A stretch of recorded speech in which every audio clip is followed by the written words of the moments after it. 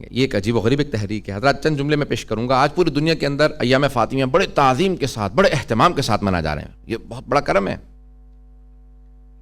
اب سے 100 سال پہلے یہ نہیں تھا، 50 سال پہلے ایسا نہیں تھا، حتیٰ خود ایران عراق میں اس طرح سے نہیں تھا جس طرح سے آج.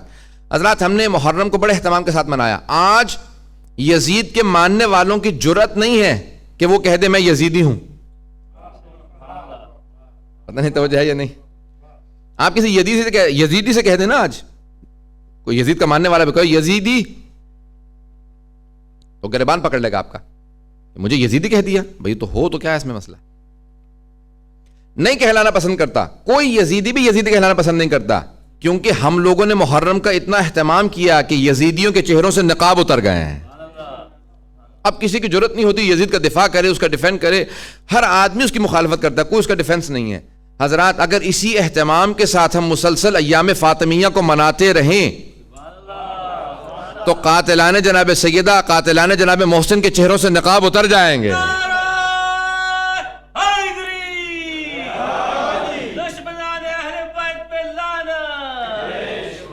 غور فرمایا لوگوں نے.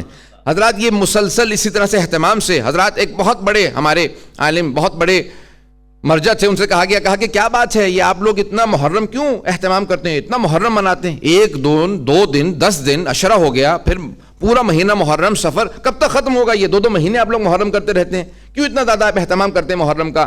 انہوں نے کہا ہم محرم کو زیادہ اس لیے مناتے ہیں تاکہ تم غدیر کی طرح کہیں محرم بھلا نہ دو.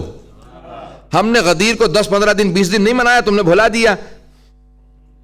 ہم 1 دن کرتے ہیں غدیر کا، ہم محرم اتنا اہتمام کریں گے تاکہ کوئی بھلا نہ سکے. حضرات ایام فاطمیہ کو آج جو اہتمام کیا جا رہا ہے، کتنے ایسے افراد میں جانتا ہوں جو صرف ایام فاطمیہ کی وجہ سے شیعہ ہوئے ہیں. ایک مجلس ہو رہی تھی سندھ میں، سندھ پاکستان کے صوبہ، وہاں پہ مجلس ہو رہی تھی. ایک مولانا پڑھ رہے تھے، بیچارے غریب لوگ تھے، انہوں نے مجلس کی تھی. تھوڑے سے لوگ تھے، 100 200 لوگ ہوں گے، جیسے آج یہاں پہ 100 200 لوگ ہیں. یعنی پاکستان کے حساب سے 100 200 لوگ کم ہیں. آج کے یہاں لیسٹر کے حساب سے، انگلینڈ کے حساب سے تو ماشاءاللہ مجمع بہت اچھا ہے. میں کمپلین نہیں کر رہا ہوں کہ آپ کہیں گے کہ مولانا پہلے دن ہی کہنے تھوڑے سے لوگ، نہیں ماشاءاللہ بہت اچھا مجمع. لیکن پاکستان کے حساب سے، یعنی جہاں پہ 1 لاکھ کا مجمع، 2 لاکھ کے مجمع ہوتے ہیں، وہاں کے حساب سے چھوٹے سے بستی تھی، گاؤں تھا. 200 لوگ بیٹھے تھے بیچارے، باہر ٹینٹس لگا کے مجلس کر رہے تھے. امام بارگاہ بھی نہیں تھا ان کے پاس، مجلس پڑھ رہے تھے. وہاں سے ایک وڈیرا گزر رہا تھا. وڈیرا سمجھتے ہیں آپ لوگ؟ بہرحال جیسے ذمہ دار ہوتے ہیں، یا اس علاقے کے چودھری کہہ لیجئے، یا اس علاقے کا ایک ہمارے ہاں کیونکہ وہ ایک پورا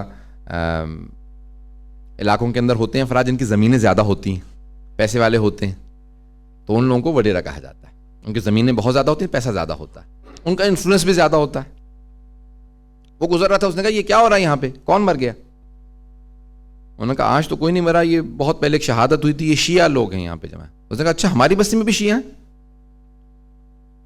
وہ کھڑا ہو گیا باہر سننے کے لیے. تو وہ مولانا پڑھ رہے تھے کہ اس طرح سے دربار میں بھی گئیں اور مانگا حق، اور حق نہیں ملا، اور وہ اندر آ گیا. اس نے کہا کون مجلس پڑھ رہا ہے؟ ان کا یہ صاحب. کیا بات ہے، آپ یہ اس طرح کی باتیں کیوں پڑھ رہے ہیں؟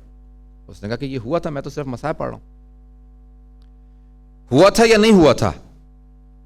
ایسا ہوا تھا؟ انہوں نے کہا ہمارے حساب سے تو ہوا تھا. اس نے کہا آپ یہاں سے کوئی نہیں جا سکتا، نو ون کین موو. اس نے اپنے گارڈز کھڑے کر دیے، وہ گیا سوال کرنے کے لیے اپنے عالم دین سے. کہا یہ شیعہ لوگ جمع یہ کہہ رہے ہیں کہ اس طرح سے کچھ ہوا، کوئی رسول خدا کی بیٹی حق مانگنے گئی ہیں اور ان کو حق نہیں دیا. انہوں نے کہا دیکھیں شیعوں کی باتوں کو مت آئیں، اور یہ لوگ اس طرح کی باتیں کرتے ہیں. انہوں نے کہا نہیں مجھے بتائیں ایسا ہوا یا نہیں ہوا. کہیں گے دیکھیں آج 1400 سال بعد، 14 سینچریز کے بعد، اس زمانے کے حالات کو اینالائز کرنا بڑا مشکل ہے، اس کو چھوڑ دیں آپ. انہوں نے کہا یہ میرے پہ چھوڑیں، مجھے صرف یہ بتائیں ایسا ہوا یا نہیں ہوا. دیکھیں اس زمانے کی تاریخ کی باتوں کو مت دہرائیں، اس کی باتیں مت کریں آپ کی ڈسہارٹ ہو جائیں گے آپ، یہ چھوڑ دیں آپ. انہوں نے کہا یہ بات سب مجھ پہ چھوڑ دیں، میں ڈسہارٹ ہوں گا یا نہیں ہوں گا، مجھے بس اتنا بتا دیں کہ آیا فاطمہ الزہرا رسول خدا کی بیٹی کہیں دربار میں گئی ہیں، حق مانگا ہے یا نہیں مانگا؟ انہوں نے کہا حق مانگا تو تھا، حق مانگا تو تھا. اس نے کہا آپ کو پتا ہے حق مانگا تھا؟ انہوں نے کہا. کہا پھر آپ مجلس میں نہیں گئے؟ جانتے ہوئے آپ مجلس میں نہیں گئے؟ سننے والے دین تھے. انہوں نے کہا دیکھو یہ ڈسکشن مت کرنا، لوگ سب کے ذہن خراب ہو جائیں گے اسلام سے. اسلام کے بزرگوں نے کیا کیا، اور وہ بھی رسول خدا کی بیٹی کے ساتھ، اس کو ڈسکس مت کر. واپس آیا. ان عالم دین سے کہا کہ دوبارہ اول سے مصائب سناؤ کہ کیا ہوا تھا، مجھے معلوم نہیں.